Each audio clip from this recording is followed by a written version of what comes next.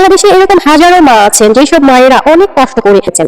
তারা কি রত্নগর্ভা মা হতে পারে না? সব সোনার ছেলেরাও তো কোনো না কোনো মায়ের সন্তান, তাই না? একজন কৃষকের মা কি রত্নগর্ভা মা হতে পারে না? একজন কৃষক তো কলমের এক খোঁচা মেরে কোটি কোটি টাকার দুর্নীতি দেশের সাথে, দেশের মানুষের সাথে করতে পারে না।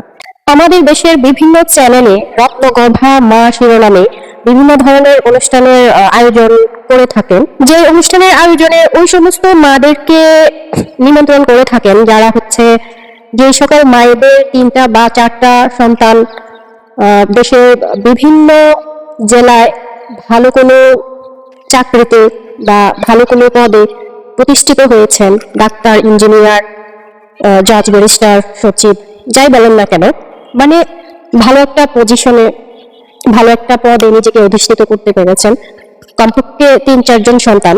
ওই সমস্ত মাদেরকে আমন্ত্রণ করে থাকেন, তাদেরকে পুরস্কৃত করে থাকেন। এরকম একটা অনুষ্ঠানের প্রচারণা দেখে আমার কাছে মনে হলো যে যেসব মায়েরা তাদের 2-4 জন সন্তানকে ভালো জায়গায় প্রতিষ্ঠিত করতে পেরেছেন তারাই কি শুধু রত্নগর্ভা মা? বাংলাদেশে এরকম হাজারো মা আছেন যেসব মায়েরা অনেক কষ্ট করে, অনেক অনেক কষ্ট করে নিজে না খেয়ে না পড়ে নিজের সন্তানদেরকে খাইয়েছেন, নিজের সন্তানদেরকে পড়িয়েছেন, তাদেরকে মানুষের মতো মানুষ করার জন্য অনেক অনেক ত্যাগ তিতিক্ষা, অনেক ঝড়ঝাপটা পাড়ি দিয়ে তাদের সন্তানদেরকে দিনের শিক্ষায় শিক্ষিত করে মানুষের মতো মানুষ করতে পেরেছেন। তারা কি রত্নগর্ভা মা হতে পারে না? সব সাধকের বড় সাধক আমার দেশের চাষা, দেশমাতার ওই মুক্তিকামী, দেশের সেজে আসা। আমার দেশের অনেক সোনার ছেলে মাথার ঘাম পায়ে ফেলে রৌদ্রে ঘেমে বৃষ্টিতে ভিজে ফসল ফলাচ্ছে, সেই ফসল আমরা খেয়ে বেঁচে আছি। সেই সব সোনার ছেলেরাও তো কোনো না কোনো মায়ের সন্তান, তাই না? একজন কৃষকের মা কি রত্নগর্ভা মা হতে পারে না? একজন কৃষক তো কলমের এক খোঁচা মেরে কোটি কোটি টাকার দুর্নীতি দেশের সাথে, দেশের মানুষের সাথে করতে পারে না। একজন কৃষক তো অতি সাধারণ, সহজ সরল।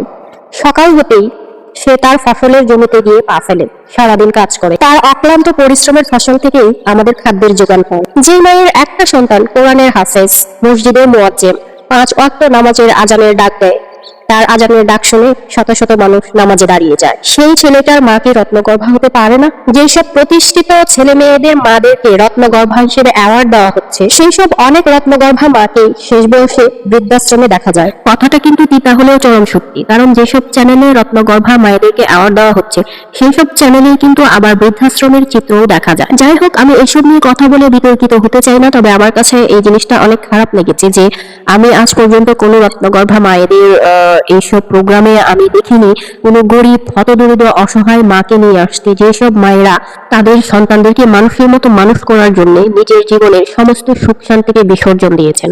রত্নগর্ভা অ্যাওয়ার্ড পাওয়া বেশিরভাগ মায়েরা সমাজের উচ্চ স্তরের মানুষ। তাদের 5টা সন্তানকে উচ্চ শিক্ষিত করতে যতটা না কষ্ট করতে হয়েছে, সমাজে এমনও অনেক মা আছেন যার একটা সন্তানকে সুশিক্ষিত করতে তার থেকে অনেক অনেক বেশি কষ্ট করতে হয়েছে সেই মা। এইসব দুঃখিনী মায়ের কষ্ট ভরা জীবনের গল্পটা ক্যামেরার আড়ালেই পড়ে থাকে। ভালো থাকুক সকল মায়েরা, প্রতিটা মায়ের মাতৃত্বের যথার্থ মূল্যায়ন হোক।